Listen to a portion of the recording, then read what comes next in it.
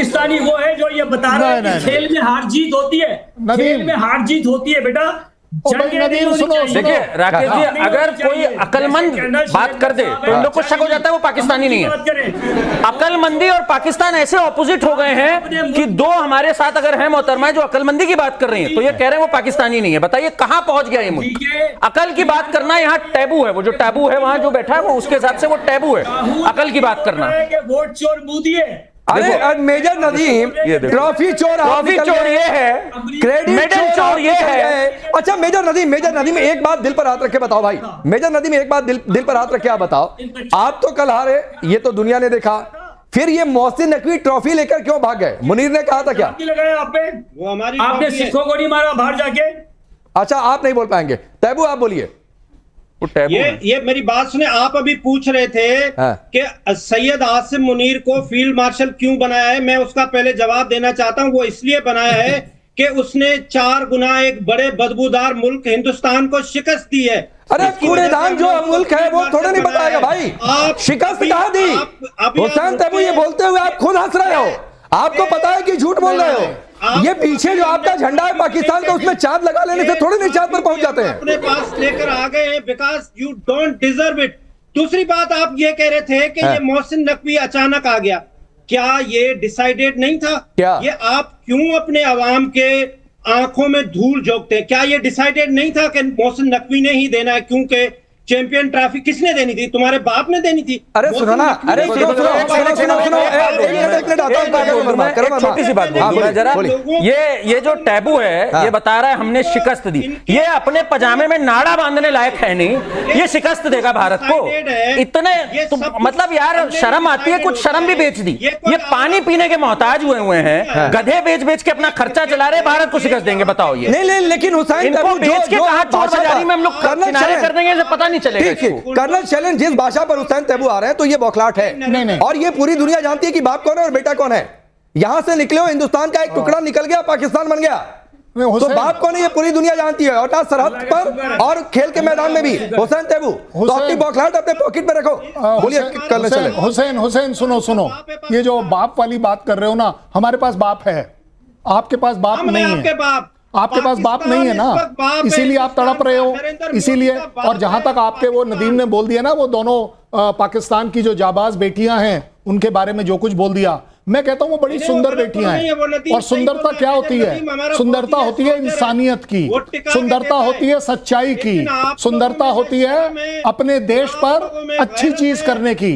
नदीम तुम नहीं समझ पाओगे क्योंकि तुम्हारा खून जो है ना वो पाकिस्तानी नहीं रहा है। आप सच्चाई से मैं लाता हूं, आरजू को ही लाता हूं। आरजू मतलब पूरा पाकिस्तान अपने क्रिकेट खिलाड़ियों पर थूक रहा है, और थूक रहा है कि इतनी गंदे तरीके से जो मैच हाथ में था। और वाकई ये पूरे एशिया कप में पहली बार ऐसा हुआ कि पावर प्ले में पाकिस्तान का कोई विकेट नहीं गिरा और डोमिनेट कर रही थी पाकिस्तान की टीम, और पूरा पाकिस्तान थू कर रहा है इनके लीजेंड प्लेयर से लेकर कि मैच हारते कैसे, ये पाकिस्तान से सीख लिया जाए। और आप लोग थोड़ा सा आईना दिखा रहे तो कह ले आप तो पाकिस्तानी नहीं। देखिए इनके कहने से कोई फर्क नहीं पड़ता, सच्चाई तमाम दुनिया देख चुकी है और देख रही है कि पाकिस्तान की टीम किस बुरी तरह से हारी है। तीनों मैचेस हारे हैं, उसके बाद ये कहना जी हम तो जंग जीते हैं। वैसे हमारे स्कूल और कॉलेजेस में जो बुक्स पढ़ाई जाती हैं उसमें हिस्ट्री भी गलत बताई जा रही है। हमें यही बताया गया था कि हम 1947 से लेकर आज तक सारी जंगें जीतते आए, जबकि बाद में हमें पता लगा कि हम तो सारी जंगें हारते चले आ रहे हैं। और अब जब हम बताते हैं तो इन्हें बुरा लग जाता है। कारगिल में क्या हुआ था सभी जानते हैं, 71 में क्या हुआ था, हमने मार खाई थी, लेकिन हम मानने को तैयार नहीं है। हम यहाँ पर अगर सच बोलेंगे तो ही शायद पाकिस्तान का कुछ भला हो पाएगा। अगर इसी तरीके से झूठी कहानियां सुनाते रहे तो यकीनन पाकिस्तान कहीं आगे नहीं बढ़ पाएगा और ज्यादा पीछे की तरफ चले जाएंगे। आलिया शाह और तैबू को रखिए जरा। आलिया शाह तैबू बार बार ऐसे इशारा कर रहे हैं। अब रऊफ ने जो इशारा किया था, बुमराह ने विकेट लिया, जरा वो तस्वीर भी डाल दीजिए, तो वो बताया कि भाई ऐसे ही जट गिरता है। अच्छा ये कोई सबूत पेश नहीं कर पाए ना ऑपरेशन सिंदूर में ना उसके बाद। यहां तो हमने 8-0 कर दिया एशिया कप में, और उधर कितने जीरो हुए वो तो बात की बात है। 6-0 जी देखिए सबूत तो उन्होंने ये कहा था ना मिनिस्टर साहब ने कि जी सोशल मीडिया पर जो दिखाया है सोशल मीडिया पे जाके देख लें। आप लोग फुटेजेस मांगते रहे, इनको फुटेजेस आपको देना चाहिए थी। लेकिन मैं एक बात ये कहना चाहूंगी कि इन्होंने फातिमा जिन्ना को भी गद्दार और काफिर कहा था। इन्होंने मिस्टर जिन्ना को भी गद्दार और काफिर कहा था।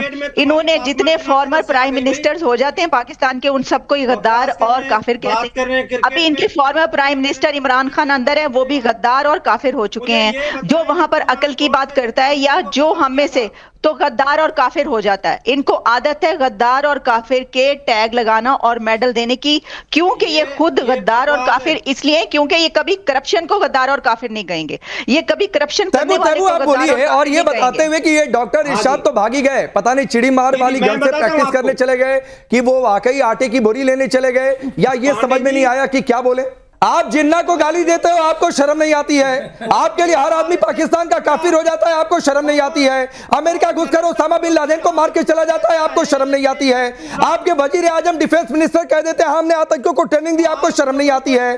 तो बेशर्मी जिसके रग रग में भरी हो, वो शर्म और बेशर्म की होने की बातचीत ना करे। हुसैन तैयबू, बातचीत हो रही है कि सरहद के बाद खेल के मैदान पर भी पीटे हो, उस पर बातचीत करो। आप जब ये बात ले आएंगे ना बीच में क्या कि फातिमा जिन्ना, तो मैं ये पूछूंगा गोडसे को, आलिया क्या बोलती है? हुसैन तैयबू के कलेजे पर लग जाती है कि जिन्ना को लोगों ने काफिर कह दिया पाकिस्तान में। नहीं, मैं तो बता रही हूँ ना, ये हिस्ट्री है इनकी, और पास्ट भी यही है और प्रेजेंट भी यही है। फातिमा जिन्ना को इन्होंने गद्दार करार दिया, अब ये उनसे बर्दाश्त नहीं होता, अब इनसे ये बर्दाश्त नहीं होता। इनके जितने प्राइम मिनिस्टर्स हैं ना, जब वो अपनी सीट से इनको अलग किया जाता है, वो सब गद्दार और काफिर हो जाते हैं। सब प्राइम मिनिस्टर एक वक्त आता है गद्दार और काफिर हो जाते हैं, और उसके बाद फिर वो आते हैं तो फिर वो ठीक हो जाते हैं। और फिर हम जैसे लोग तो वैसे ही, कोई शायर हो, कोई पोएट हो, कोई आर्टिस्ट हो, कोई फिल्म में काम करने वाला हो, वो तो वैसे ही आउट ऑफ सोसाइटी उसको कर देते हैं कि भाई ये तो गुनाहगार है, ये तो गद्दार है, ये तो काफिर है। ये तो इनके मदरसों की तालीम है, इनका मदरसा इनको ये तालीम देता है। नहीं, लेकिन मेजर नदीम, ये जो तस्वीरें हमने रखी थी अभी टेलीविजन स्क्रीन पर, लोग टीवी फोड़ रहे हैं, आपके शुएब अख्तर से लेकर वसीम अकरम तक सब आपके लीजेंड्स को गाली दे रहे हैं। लोग कह रहे हैं सलमान आगा को कप्तानी आती नहीं है, रऊफ को, सैम को सबसे पहले टीम से बाहर निकाल दो, फिर भी आप डिफेंड कर रहे हो भाई। आज तनकीद तो होगी ना, तनकीद तो हम करेंगे अपने खिलाड़ियों पर, उनकी इंप्रूवमेंट के लिए, लेकिन खेल को खेल बनाए आप। खेल में हार जीत होती है, इसमें गालियां नहीं जाती है, तो आप क्या होता है, पथराव होता है, तुम्हारी रेल बना दी। नदीम, खिलाड़ियों के घर जला देते हैं। फौजी हो, सीधे बात करो, आपकी टीम की रेल बना दी। आप भूल गए, आप लोग भूल गए कि आपकी स्टेडियमों में क्या होता है, कोलकाता के अंदर ठीक है, आग लगा देते हैं सीटों पर। भाई अलग बात है वहां दुबई में। अच्छा चलिए मैं यहाँ पर बच्चों के पास जाता हूँ। दुबई में पाकिस्तान के जो फैंस थे उन्होंने कुर्सियां तोड़ दी, वो आपको दिखती नहीं है। आपको बहुत इंटरेस्ट कोलकाता में आता है। अब सवाल यह है कि ये आप लोग को, आपको क्या लगता है कि ये ट्रॉफी लेकर जो भागा मोहसिन नकवी, वो कहां जाएगा? वो अपने ऑफिस में चले जाएंगे, रख लेंगे कॉफी। वो आप बताएं, भी नहीं जाएगा, वो अपने ऑफिस में ले जाएंगे और बोलेंगे हम ट्रॉफी जीत गए, हम एशिया कप जीत गए। हाँ आप बताओ। और कुछ टाइम बाद बेशर्मी में आके वो हमें पकड़ा ही देंगे कि ये लो तुम्हारी है, मैं तो गलती से ले गया था। नहीं, इतनी बेशर्मी भी उनको मुझे नहीं लगता है कि आएगी।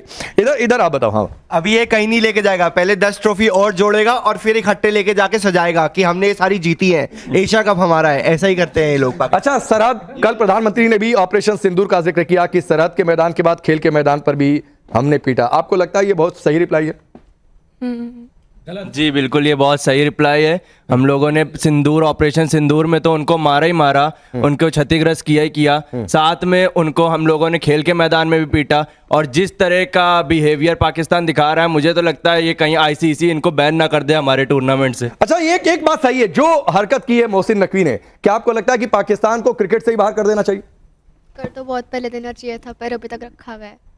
पाकिस्तान को दोबारा इंडिया में आ जाना चाहिए, तभी वो जीत पाएगा ट्रॉफी, मुझे ऐसा लगता है। अब देखिए हुसैन तैयबू, लोग यहाँ पर बच्चे ये कह रहे हैं कि भाई अब जैसी आपकी टीम है, एक दौर था जब पाकिस्तान की टीम हुआ करती थी, अब अगर लगता है कि पाकिस्तान के खाते में जीता है तो हिंदुस्तान में ही आ जाना चाहिए।